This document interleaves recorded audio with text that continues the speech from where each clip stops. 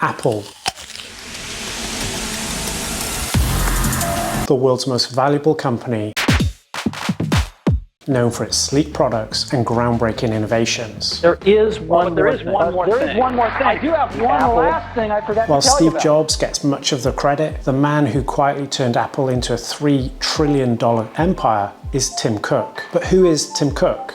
How did a small-town engineer become the CEO of one of the most influential companies in history? And what can his story teach us about leadership and vision? Let's find out.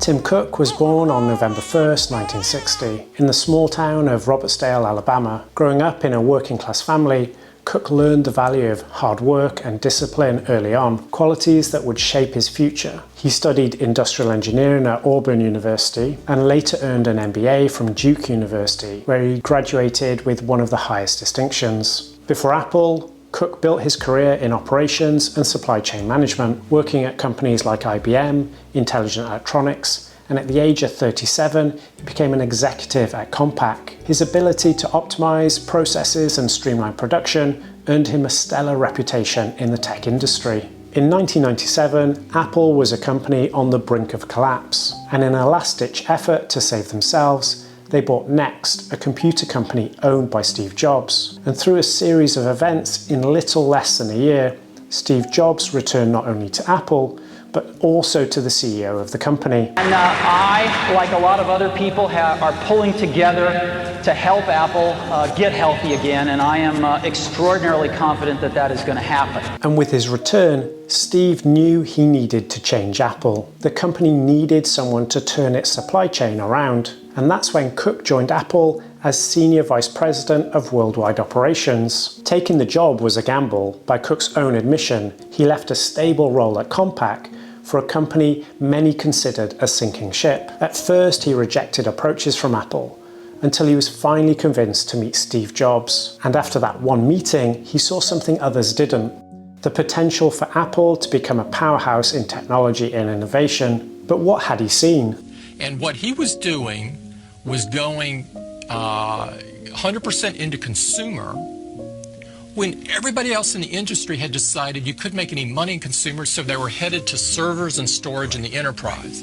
And I'd always thought that following the herd was not a good thing. Cook didn't just optimize Apple's operations, he revolutionized them.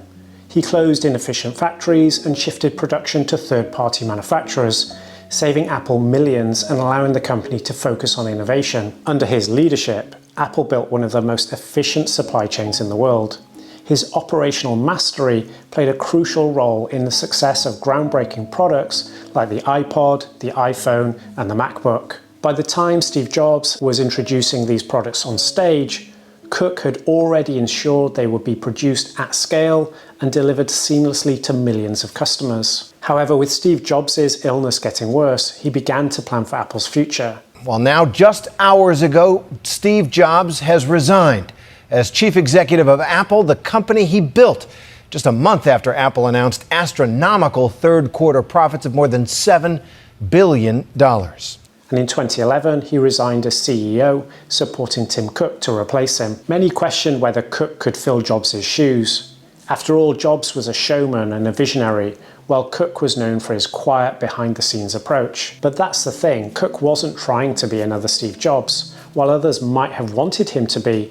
Instead, Cook leaned into his strengths: the idea of operational excellence, the long-term strategy, and a focus on sustainability and inclusion. Under Cook's leadership, Apple became more than just a company that made great products. It became a global powerhouse. In 2014, he truly stepped out of Steve Jobs' shadow when he introduced the world to the Apple Watch. The Apple Watch has become the world's best-selling watch of all time, and other products have followed: AirPods, AirPay, and Vision Pro. And he has also doubled down on services like iCloud, Apple Music, and the App Store. These innovations have turned Apple into a more diversified company, less reliant on iPhone sales. But Cook's legacy isn't just about profits. He's championed corporate responsibility, making Apple a leader in renewable energy and environmental sustainability. He also prioritized diversity and inclusion, becoming the first Fortune 500 CEO to publicly come out as gay, a milestone for representation in the tech industry. Today, Apple is the richest company in the world,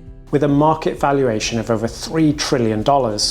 While Steve Jobs laid the foundation, it's Tim Cook who turned Apple into an economic and cultural juggernaut. Cook's ability to lead with humility, focus, and purpose has proven that there's more than one way to define visionary leadership. Tim Cook's story is a testament to the power of quiet leadership.